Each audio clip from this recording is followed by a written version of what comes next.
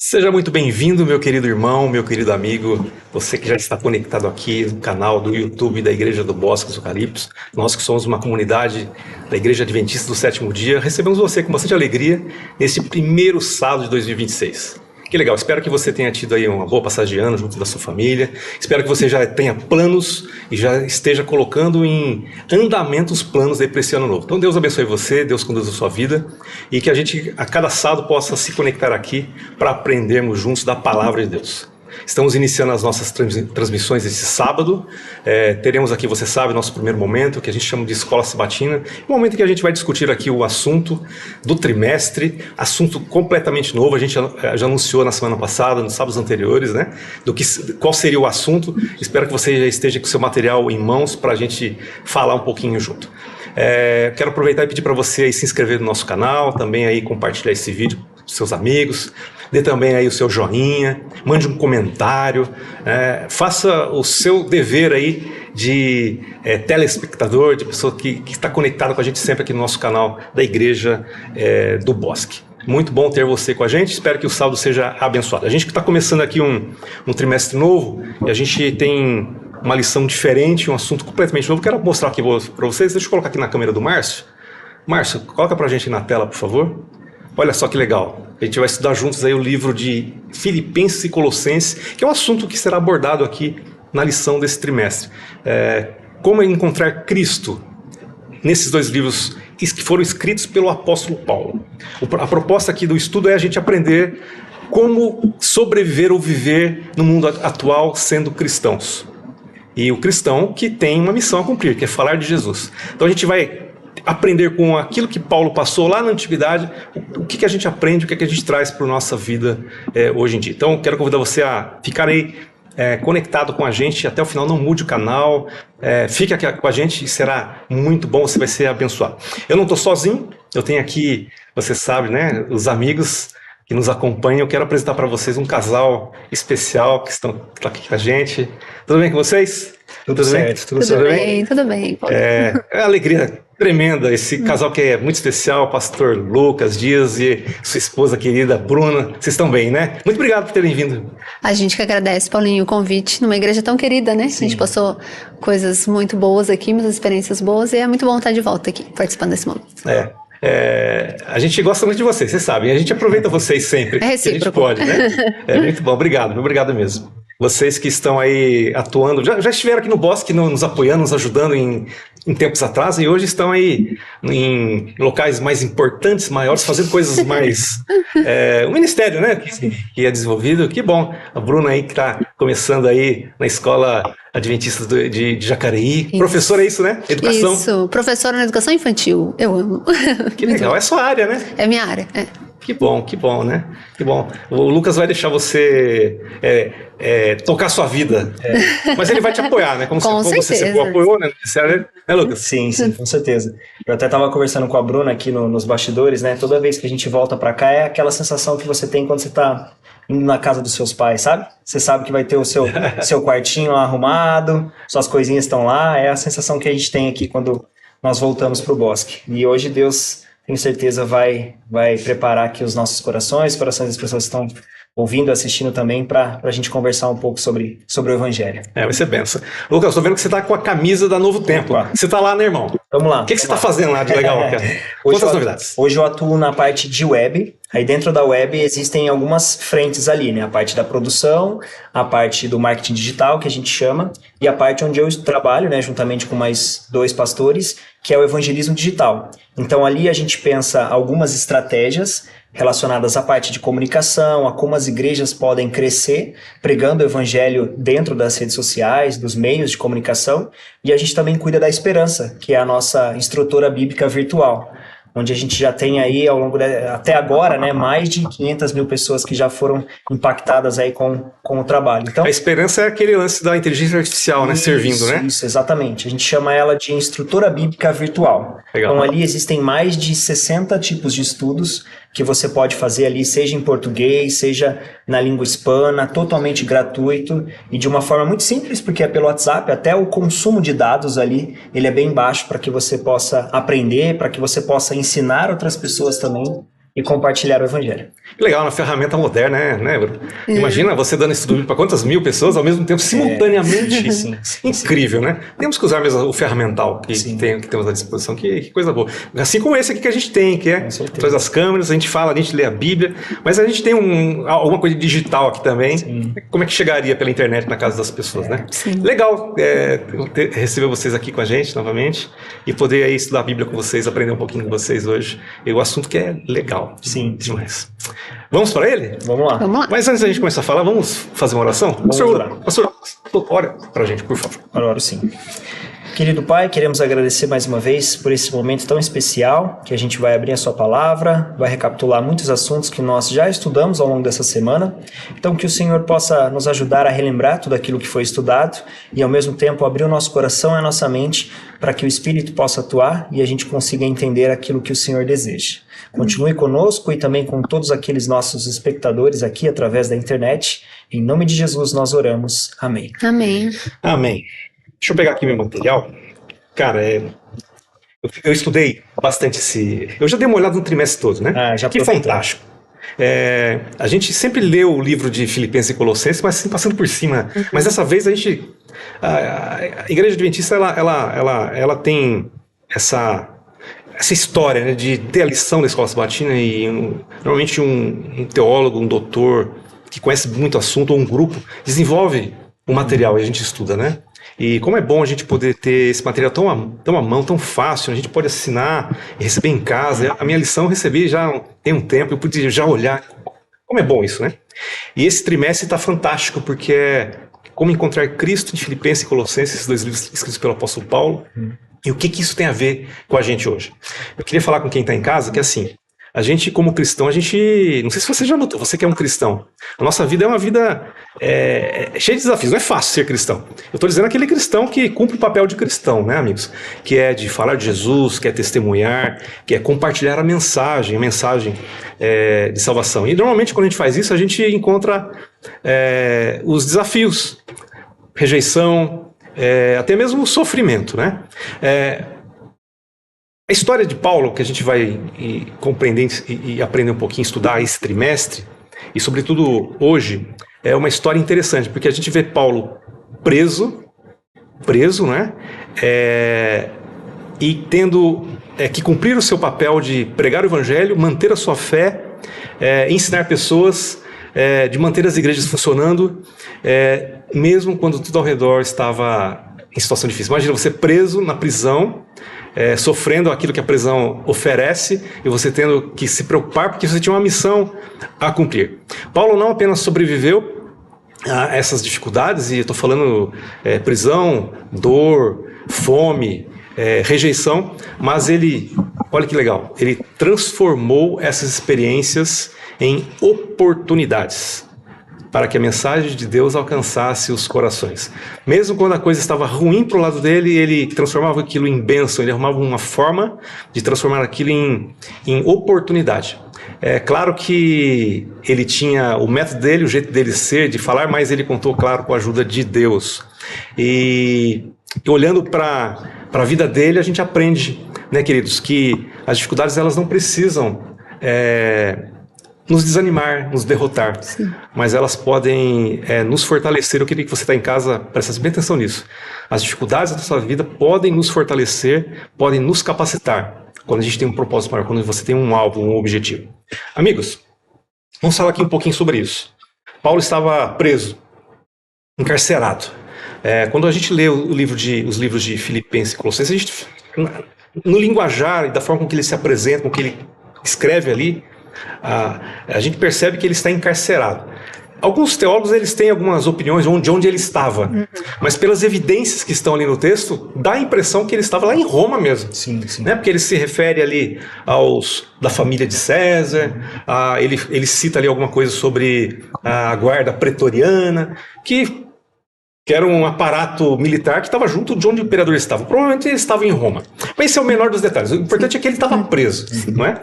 E mesmo como preso, ele não fez com que aquela tragédia que aparentemente era de fato uma tragédia, que poderia atrapalhar completamente os planos de missão, o atrapalhasse. Ele não deixou que isso acontecesse.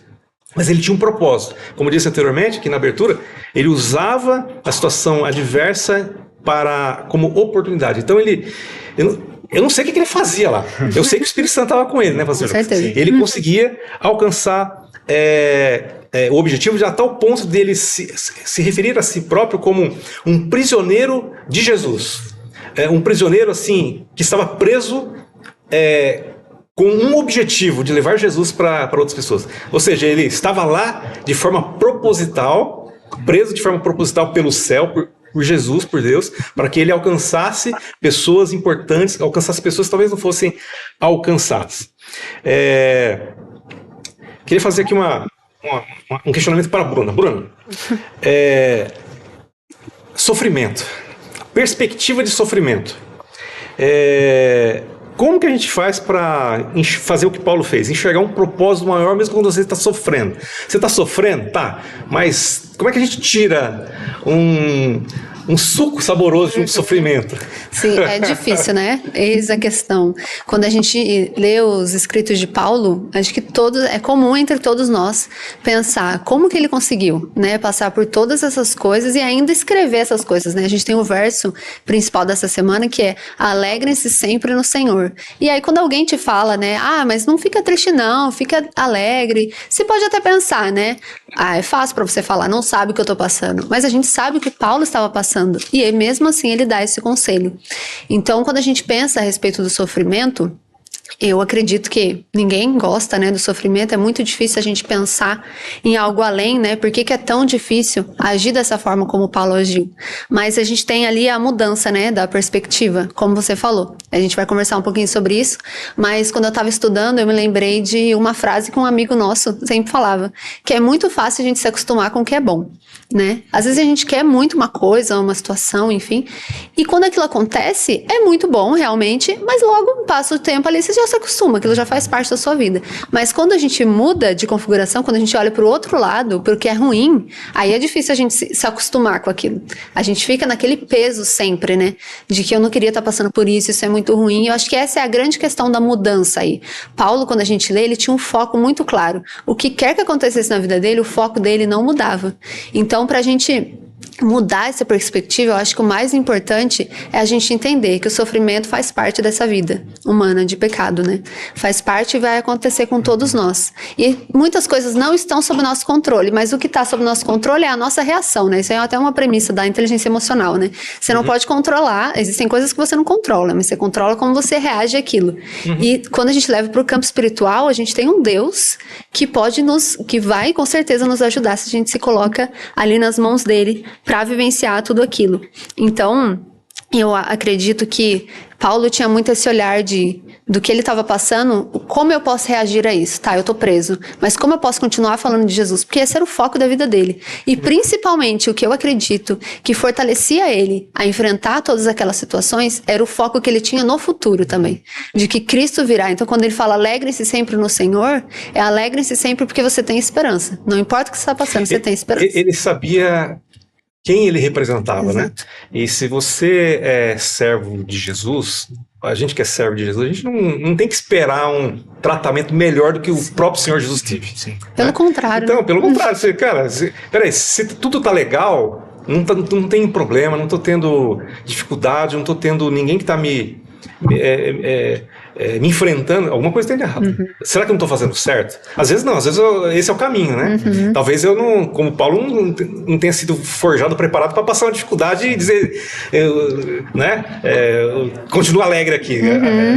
Talvez eu não consiga. Eu não sei como é que você já passou por algum momento, Lucas, assim de... Tem uma frase, né, que eu fiquei pensando bastante quando eu estava estudando essa lição, que era a forma como Deus age, né? Deus, ele nunca está limitado às circunstâncias. Então, independentemente de Paulo livre, pregando para as pessoas, ou Paulo preso em um local físico, Deus, ele estava preocupado com a vida de Paulo e com a vida dos demais filhos, dos irmãos de Paulo. Então, através dessas situações, Deus, ele nunca se limitava àquilo. Paulo, ele escreve a carta aqui de Filipenses, entre outras cartas aqui, para aconselhar pessoas, para fortalecer uma igreja, para fortalecer um povo que estava começando aí no trabalho, tinha uma necessidade de ter um líder espiritual ali, uma referência, né, teológica próxima dele, mas também, de alguma forma, Deus se preocupava com os locais onde Paulo estava sofrendo esse tipo de perseguição, né? A igreja de Filipos ali, ela era uma igreja que estava passando por dificuldades. E Paulo, ao mesmo tempo que ele alimenta aquela igreja quando ele escreve essa carta, ele também prega para as pessoas que estavam ao redor dele, ali, né, provavelmente ali próximo a Roma, onde ele estava preso. Então, independente da circunstância, Deus, ele sempre age de uma forma maior do que a gente consegue ver. Fazendo um paralelo aqui com a história até mesmo de Paulo, eu me lembro, por exemplo, da história de José, lá no passado, que também sofreu algum tipo de dificuldade, né? Dentro da família dele, onde ele foi rejeitado pelos próprios irmãos, depois ele vai para um local, né? Ele passa ali por todas as adversidades, mas enquanto ele estava preso, Deus o chama ali para que através de uma interpretação de um sonho ele pudesse ter ali o seu testemunho. E Paulo, nessa circunstância, preso ali, sofrendo, né? Não era um sistema presidiário como a gente encontra hoje, né? O do nosso país não é a melhor politicamente correto, com certo conforto, com respeito à dignidade humana, né? Relativa, né? Isso não estava não era moleza naquela época, não. Se você tá em casa e já assistiu aquele filme de Gladiador lá de antiga Roma, era aquilo lá para pior. Ali eles floreiam para não ficar tão ruim. A situação era difícil, mas mesmo assim, Paulo ele teve a oportunidade para pregar para as pessoas que estavam do seu lado, para as pessoas que estavam a centenas, milhares de quilômetros ao longe dele ali. E agora, respondendo um pouquinho da pergunta que você me colocou, eu lembro que mais ou menos há uns 4, 5 anos atrás, eu fui fazer uma semana de evangelismo em uma igreja que ficava lá em Joinville. E eu me lembro que quando eu cheguei nessa igreja, essa igreja ela tinha muita dificuldade ali entre os irmãos por conta de problemas relacionados a eles mesmos, sabe? Problemas de família, problemas de intriga, problemas de relacionamento ali entre eles. E aquele momento não era um momento, talvez, de eu pregar sobre Apocalipse, de eu pregar sobre Daniel, de eu pregar sobre uma doutrina específica. Aquele momento ali, eu passei boa parte dessa semana, era simplesmente ouvindo os irmãos, simplesmente compartilhando aquilo que eles tinham necessidade. E Paulo aqui, ele não se importou com aquilo que ele estava sofrendo, ele se importou com a necessidade espiritual das pessoas que eram amigos deles. Então, essa situação nos mostra, como a Bruna bem colocou, que ele não olhava o muro que tinha na frente dele, ele olhava por cima do muro, ele estava preocupado com aquilo que Deus tinha preparado para ele e para as pessoas que estavam ao redor dele. Agora, vamos imaginar a situação de Paulo. Preso, encarcerado. Será que ele estava com medo? Certamente, né? Ele, em algum momento ele cita ali que tinha um perigo de espada ali. O negócio ia ficar feio pro lado dele em algum momento. Solidão, porque ele estava sozinho, ele escrevia cartas. Vocês não são da época das cartas, né? Vocês são mais guardada. Era carta mais de amor, assim, né? Pro outro. Mas pra você guardar de lembrança, não porque alguém tá muito longe e você precisa enviar. Isso. Essa aí a gente... Uma carta. Sabe se a carta ia chegar lá? Se iam ler e entender quando chegar, se ia voltar para você. Se quando a carta retornasse, você ia estar por ali ainda, né? Situação difícil. Mas mesmo assim, ele mantinha no coração dele alegria, confiança e esperança. Eu queria saber que tipo de ferramenta que ele tinha para manter isso vivo nele. A gente sabe que tipo de ferramenta. A gente está aqui, estuda, a gente leu. Ele fala, né? Confiança em Deus. Ele entendia a missão, qual o propósito dele. E ele sabia do poder do Espírito Santo com ele, conduzindo, ajudando. Ele era um homem de oração.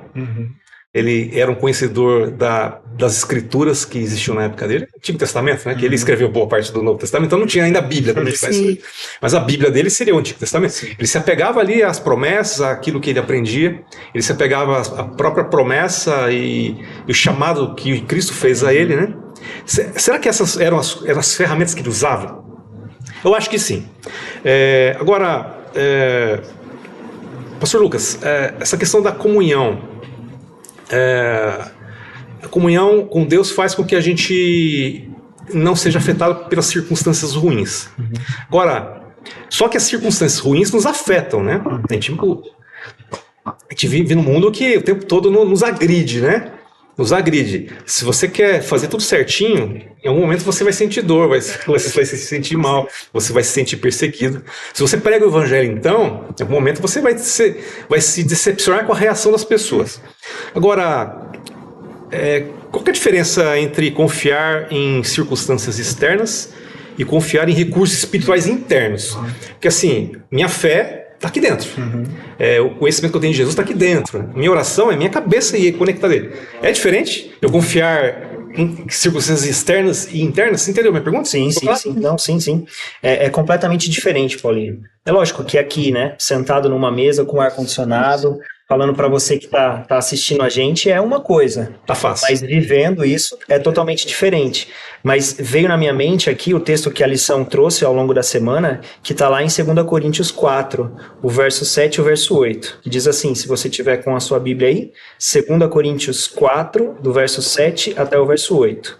Temos, porém, este tesouro em vasos de barro, para que se veja que a excelência do poder provém de Deus, não de nós. E agora vem a segunda parte, né? Em tudo somos atribulados, porém não angustiados. Ficamos perplexos, porém não desanimamos. Verso 9, para finalizar. Somos perseguidos, porém não abandonados. Somos derrubados, porém não destruídos.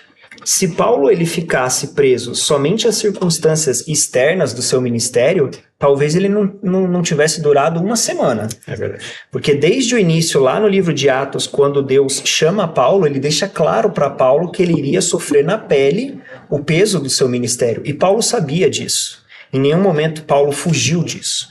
Mas quando Paulo ele olhava de forma interior para aquilo que Deus era capaz de fazer, ele encontrava isso, um tesouro. Só que esse tesouro fica dentro de um vaso de barro. Eu me lembro que uma vez eu estava conversando com um dos colegas assim que eu tinha acabado de chegar no teológico. E ele falou assim para mim, olha, vou te dar um conselho. E eu tenho uma dificuldade às vezes de pessoas que chegam assim perto e falam, eu tenho um conselho para você. Porque você nunca sabe se esse conselho é bom, se é ruim, se é baseado no quê, né? Mas, se é um conselho ou se é uma crítica. Mas ele foi muito sábio. Ele pegou e falou assim para mim, olha, Lucas, existe uma forma como Deus age na vida das pessoas. E dos servos de Deus, qualquer um, independente se é pastor, se ele é músico, se ele é diácono, se ele serve na causa de Deus. Na maioria dos casos, Deus te chama, Deus te quebra e depois Deus te reconstrói. A maioria das pessoas acabam largando a caminhada, largando o ministério quando Deus quebra. E elas acabam perdendo o melhor momento da vida delas, que é o momento de reconstrução. Nunca em nenhum lugar da Bíblia Deus deixou claro que a nossa vida aqui seria de good vibes, de coisa boa, de que a nossa glória seria aqui na terra. Mas ele disse que ele nunca nos deixaria sozinhos. Aqui, ó, nós seremos atribulados, mas não angustiados, perplexos, mas não desanimados. Então Paulo, ele se agarrou nisso. Ele não era um tesouro, ele carregava um tesouro. Uhum. E esse tesouro era Cristo Jesus. Isso estava dentro dele e não fora dele. Isso é importante. E por ter essa fortaleza, ele era um sujeito inabalável. Sim. Inabalável, né? Bruno, agora, Bruno, Como é que a gente faz para fortalecer essa fé, sabe, se nada me derruba, eu tenho confiança total, tenho esperança, eu olho para frente, olho para cima e nada que está ao meu redor pode me derrubar. Como é que é isso? Porque o Paulo era assim, né? Qual é a mágica? Tem uma receita de bolo? O que eu tenho que fazer? Eu quero anotar aqui, eu como cristão. Anota aí, então. Paulinho já deu aqui algumas partes da receita, né, Paulinho? A gente foi falando algumas coisas do básico que funciona, né, do relacionamento com o Senhor. A oração, o estudo da Bíblia, você está envolvido no serviço, né, na missão da causa de Deus, de levar o evangelho para as outras pessoas. E aí, quando eu estava estudando, eu me lembrei que recentemente a gente teve uma semana de oração, que o pastor, ele comentou sobre Filipenses 1:6, que está escrito... estou certo de que aquele que começou boa obra em vocês há de completá-la até o dia de Cristo Jesus. E aí ele trabalhou três palavras ali que ajudam a gente a se fortalecer nessa caminhada aí com Cristo. Então são as práticas, né, ali como a gente está comentando. E o que ele menciona a primeira coisa que a gente precisa ter é a segurança do amor de Deus. Então ele fala aqui, estou certo. Você tem que ter certeza que Deus te ama. Certeza. Parece uma coisa óbvia, mas nem sempre é. Muitas vezes a gente vê Deus como alguém que está nos punindo, está nos vigiando, mas Deus, acima de tudo, ele é amor. Então ele te ama, você tem que ter certeza e se fortalecer nisso sempre. E a segunda palavra ali é a constância. Estou bem certo de que aquele que começou uma obra, ele começou, mas ele vai continuar. Então você está no começo, você vai cair, você vai errar, mas é importante ter a constância, como o Lucas comentou aqui, né? Não parar aí nesse momento da desconstrução, né? Dessa quebra, nesse momento em que tudo que você acreditava parece que você está questionando, nesse momento que você está sofrendo, está passando por perdas na sua vida, tá passando por mudanças, enfim. Confie de que Deus te ama e que Ele começou a obra em você e ela tá em andamento, ela tá em processo, se mantenha firme com Ele. E a última palavra ali, que para mim, acredito que seja a chave dessa forma prática da gente fortalecer essa conexão com Deus, é a dependência dele. Sem Ele, a gente não pode fazer nada. Então é depender dele o tempo todo. Você falando em dependência, veio à cabeça aqui uma coisa que eu acho que até tá no estudo dessa semana. A missão que Deus deu para os apóstolos, para Paulo sobretudo, né? E Paulo era um cara que não era para dar certo, né? Porque ele já começou já tendo a antipatia, o medo, a repreensão, a recusa dos próprios irmãos de fé, que não, assim, ele estava nos perseguindo até ontem, hoje ele se transformou. Jogava no outro time e agora trocou de camisa. Então, e rejeitado por ambos, né? Dos que eram amigos dele antes, que estavam ali na perseguição, e dos novos, né? E Deus deu para ele uma missão que era impossível de ser feita naquela época, que é a mesma que é hoje, né? Hoje, de vez em quando a gente faz conta aí, né? De quantas pessoas nascem por hora, por dia, e quantos a gente... Não estou falando nem de adventista, estou falando de cristão, batiza por dia. Cara, a gente está perdendo. Né? Mas é uma missão que é impossível, Deus nos dá. Parece que ele gosta da missão impossível dos seus filhos, né? Por quê? Porque, como é impossível, eles não vão conseguir fazer se não for pelo poder de Deus. Então, você falou dependência, é exatamente isso, né? Paulo era um sujeito totalmente dependente de Deus. Claro que ele era um estrategista, é o assunto que a gente vai tratar agora. Era um cara extremamente estrategista. Tudo que ele fazia era pensado, era calculado, milimetricamente calculado. Quem chamar, de que jeito fazer, onde ir primeiro. Né? E ele tinha a técnica dele, né, de fazer. E você até já mencionou algumas das coisas que ele fazia. Né? Primeiro ele ia pregar nas cidades onde valia a pena. Valia a pena no sentido de... Será que tem bastante gente? Será que o local é um local estratégico? Muita gente passa por ali, um centro de influência. Escolhia locais privilegiados para ir lá pregar o evangelho. O que mais que ele fazia? Ele treinava as pessoas que iam trabalhar com ele, treinava essas pessoas, né? E treinava cuidadosamente, não era de qualquer jeito. Não, lê esse material aí e vem comigo. Não. É discipulado mesmo, de estar junto, de comer juntos, de morar juntos, de passar tempo junto, né? Ele também ele mantinha contato, escrevia cartas por onde ele tinha passado, por aqueles líderes ou congregações que ele tinha formado, fortalecendo, mantendo a esperança, a fé nessas pessoas. E interessante que quando ele chegava numa cidade nova para pregar, ele começava nas casas judaicas, ou pessoas que estavam mais suscetíveis, que tinham a mesma fé, então era mais fácil. Imagina pregar um negócio totalmente desconhecido ele chegava, começava por ali, daí ele pregava e provavelmente pessoas entravam pro time dele e tinha mais gente para estratégia. Mas embora ele tivesse essas estratégias, que eram boas estratégias, estratégicas bem boladas, bem pensadas, ele sabia que qualquer trabalho seria inútil. Se não fosse pelo... Lembra lá da tarefa impossível? Era impossível fazer o que ele fez. E na época dele, ele pregou para o mundo inteiro. O mundo inteiro. Claro, tinha coisas que tinha que acontecer ainda, então por isso que Jesus não veio, mas ele pregou para o mundo inteiro, né? Mas ele não poderia alcançar o êxito sozinho. Sim. O Espírito Santo estava com ele. Ele tinha a base da fé, que é isso. Ele usava essa estratégia que você falou aí de como que ele se alimenta, porque ele se tornava inabalável forte, mas ele tinha o Espírito Santo com ele. Agora, Bru, como é que a gente faz para equilibrar? Parece que é tão difícil, né? Como é que a gente equilibra? Você que estava aí junto dele lá no Novo Tempo até semana passada, né? Agora vai para um novo projeto aí. Como é que é esse negócio de confiar? Assim, será que eu vou só orar e Deus vai operar ou tem que fazer minha parte? Como é que a gente equilibra isso? Sabe, porque assim, a gente tem que fazer algo. Mas a gente também tem que confiar em Deus, porque a gente não consegue fazer o que precisa ser feito. Exatamente. Exatamente. Eu acredito que Deus, quando Ele nos chama por aquilo que a gente é, mas Ele já vê que a gente pode se tornar também, né? Então Ele te chamou, Ele já te capacitou, dando às vezes seu estudo, né, sua capacidade, aquilo que você se formou, aquilo que você tem de conhecimento, de experiência, com pessoas que você convive, enfim. E tudo isso vai ser útil para o reino de Deus. Mas é sempre importante a gente lembrar que a obra é dele. Nós somos os instrumentos, né? Os nossos conhecimentos, a nossa capacidade. Deus não é contra nada disso, né? A gente usar nada disso. O que Ele não quer é que a gente faça disso a base da nossa confiança. É isso que vai fazer o trabalho ser bom. É o que eu aprendi, o que eu estudei, é o lugar que eu tô indo, é isso. Não. O que vai fazer ser bom é como você disse, é o Espírito Santo que vai guiar. Eu trouxe aqui uma citação que é de um psicólogo. Eu acabei não encontrando o nome dele, mas eu tenho anotação de um outro sermão que eu usei e não tinha anotado o nome dele. Mas enfim, achei interessante que ela diz assim, ó: tão certa quanto a nossa necessidade de controle é a imprevisibilidade da vida. Então, por isso que é importante a gente ficar atento quando a gente está trabalhando na casa de Deus, porque a gente tem essa tendência de querer controlar as coisas. Eu sou um pouquinho controladora, né?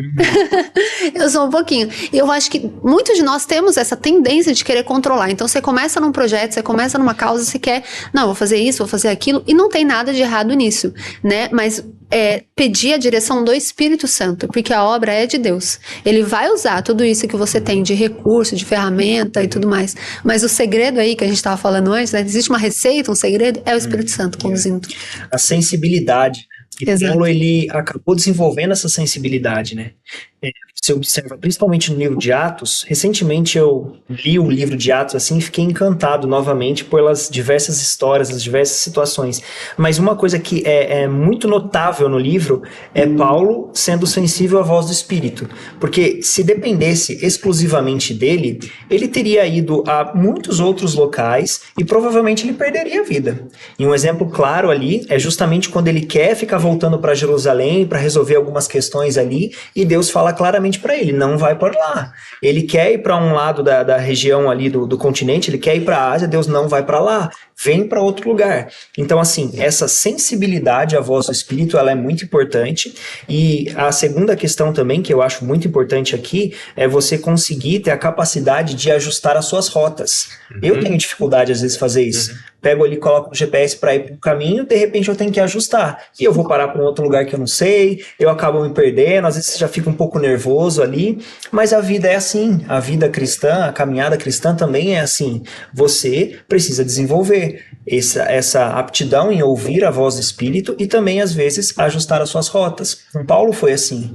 Ele não esperava, talvez, em todo o auge do seu ministério, estar ali dentro de uma cidade preso, mas mesmo assim ele continuou fazendo aquilo que ele foi chamado. Agora você falando, eu pensei, eu acho que uma forma da gente perceber se a gente está convicto só nas nossas ideias, naquilo que a gente acredita, ou se a gente está realmente disposto nas mãos de Deus, entregue nas mãos de Deus, é pensar: eu tenho todo um planejamento para alguma coisa. E se Deus aparecesse, né, ou me enviasse uma iluminação aí, uma mensagem de que é para ser tudo diferente disso, como eu me sentiria? eu teria essa coragem de abandonar todo o meu planejamento, toda a minha estratégia e ir por um rumo completamente diferente? Então é bom a gente imaginar, né, isso, porque a gente percebe o que a gente precisa mudar. Porque aqui a gente não está falando como se a gente, né, já soubesse e fosse assim.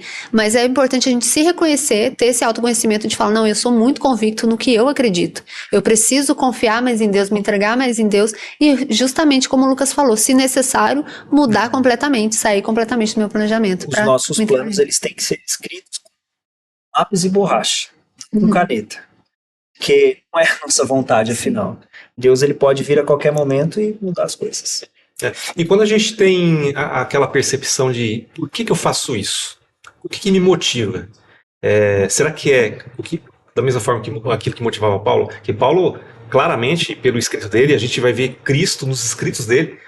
O centro da vida de Paulo era o Senhor Jesus Cristo. Sim. Eu imagino que ele eu não sei se, eu nunca li algo a respeito, não me lembro de ter lido. Será que ele em algum momento teve contato com o próprio Cristo? Não naquele momento ali do caminho quando ele estava indo para onde que ele estava indo? Lá e Damasco, né? E ele foi chamado por Jesus, né? Será que em algum momento ele ouviu Jesus falar? Lá durante o ministério ainda de Jesus, será que ele tinha informações? Só sei que depois que ele se converteu, depois que ele teve encontro com Cristo, e foi pessoal, né? E aquilo marcou e transformou a vida dele, mudou o rumo da vida dele, mudou o caminho, a rota do GPS totalmente, né? Ele passou a ser outra pessoa com outro objetivo. Ele tinha certeza ele amava Cristo e entendia o porquê disso. Qual era o motivo dele amar Cristo? Porque Cristo nos amou primeiro e morreu por nós. Isso é o que movia ele.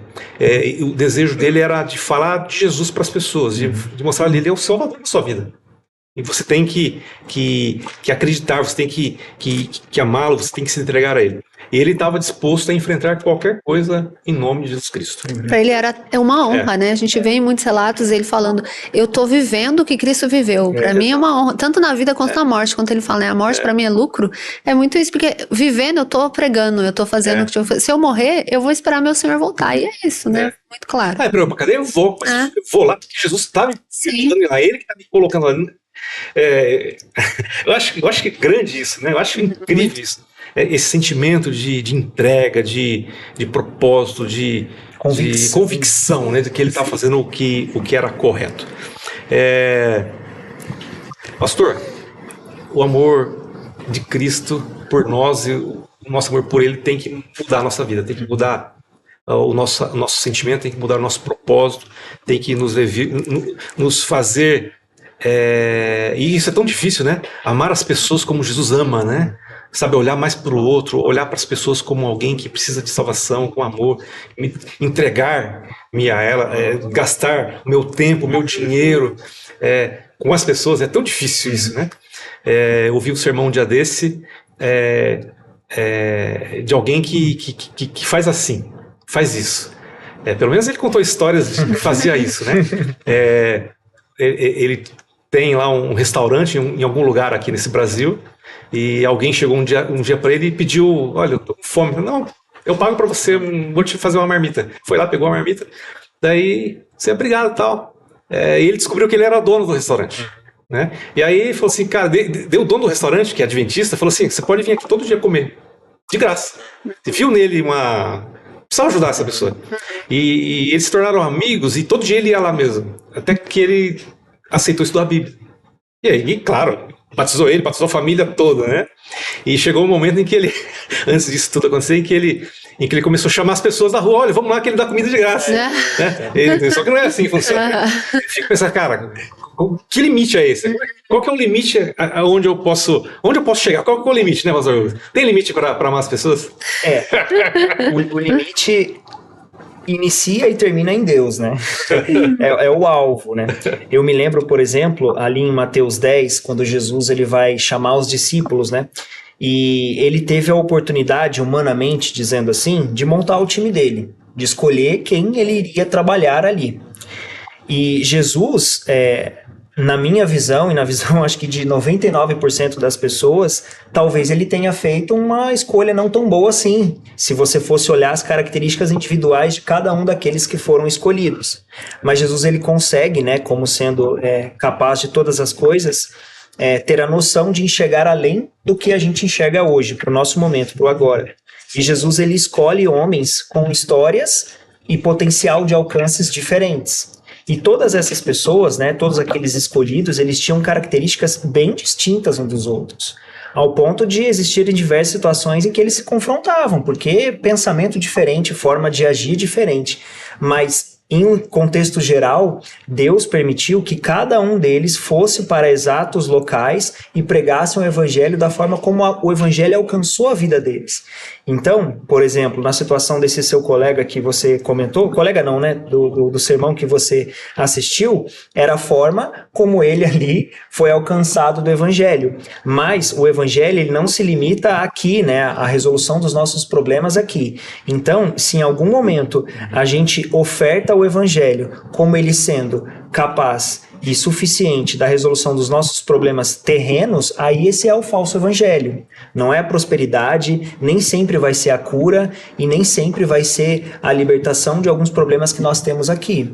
Mas ele se completa na totalidade do reino de Deus, aquele vindouro, na retorno de Jesus, na transformação completa. Então, acho que esse é o limite. O limite não é o que a gente tem aqui. Eu não vou dizer para as pessoas que elas têm que se converter, porque todos os problemas serão resolvidos aqui, mas em Cristo Jesus, no retorno desse Cristo Jesus. E um exemplo claro disso é o maior missionário, o maior evangelista que a gente tem, que a gente está estudando aqui, que foi Paulo. Tá bom. Bruno, para a gente fechar aqui, dica prática. A mulher é da prática. A gente é muito teórico. Não, é prática. Como é que a gente faz para ter isso? O amor de Cristo, entender o amor de Cristo e isso mudar o jeito de tratar as outras pessoas. Tem alguma regrinha? Eu acho que o principal é a gente passar tempo com Ele, né? Eu acho que quando a gente passa tempo com Deus, em oração e também estudando a Bíblia, a gente consegue entender um pouco mais, dentro da nossa limitação, né? Mas entender um pouco mais do amor de Deus, da entrega, do perdão. Eu e o Lucas, a gente tá fazendo um devocional de casais, né? Todo dia de manhã a gente lê e a gente ora por aquilo. E eles sempre aplicam muitas coisas, né? De como Deus faz isso por você, como você tem feito isso pelo seu cônjuge. E olha que a gente tá falando de uma pessoa que convive, que você ama, né? E já muitas vezes, algumas coisas são difíceis. Imagina com todas as pessoas, né? Então, quando a gente coloca sob essa perspectiva de falar, olha o quanto Deus se entrega por mim, o quanto Deus me ama, o quanto Deus me perdoa, o quanto Deus me tolera, o quanto Deus quer o meu bem, né? Enfim. Então, acho que quando a gente coloca sob essa perspectiva, a gente vê que a gente ainda tá muito distante disso, mas que é possível a gente caminhar, mas se entregando a Ele diariamente. Porque não é uma coisa que você faz hoje eu decido, hoje eu orei, hoje Deus me encheu de poder. E amanhã continua. São todos os dias se entregando sempre.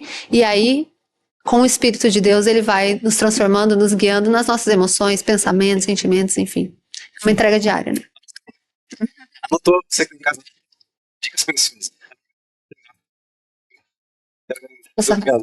Obrigada. Penso, foi um privilégio aí dividir aqui essa mesa, esse espaço, e aprender com vocês. Deus abençoe vocês no ministério, esse ano aí que começou, que vocês alcancem os objetivos, que a nossa esperança lá triplique o número de atendimento, que você lá possa cuidar dos seus menininhos lá com amor, seja Jesus para eles. Deus abençoe vocês. Obrigada. Você que está em casa, viu? Eu quero convidar você a continuar com a gente durante o trimestre, a estudar com a gente aqui o livro de Filipenses e Colossenses, aprender com Paulo. A gente viu alguma coisa hoje sobre, mesmo em meio à dificuldade, se você ama a Cristo, você enxerga uma luz no final do túnel, você passa a ser a diferença, você alcança as pessoas. Que você possa ter um compromisso com Ele, de ser assim, de fazer a diferença na vida das pessoas. A Bruna falou aqui, deu toda a dica, passe tempo com Jesus, que você esse ano de 2026 passe mais tempo com Ele. Tá bom? A gente vai aqui fazer a transição para o nosso culto. Mas antes da gente ir para lá, eu quero só um último convite. Semana que vem aqui, às 10h30 da manhã, sábado, a gente se encontra aqui para a lição número 2. Tá bem? Tchau, feliz sábado para você.